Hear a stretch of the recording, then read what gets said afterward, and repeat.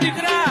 જે દાડે 500 દુશ્મનો તારી સામે બંદૂક તાણી ઉભા હોય અને તે દાડે તું છે ને મને ગોખલા વારીને યાદ કરજે અને ભર બજારે જો તોપના ઘોડા લઈને ઉતરી પડું અને ભર બજારે ભડાકા કરતી પાછી પડું ને તો તારા બાપની દેવીને 3 સલામના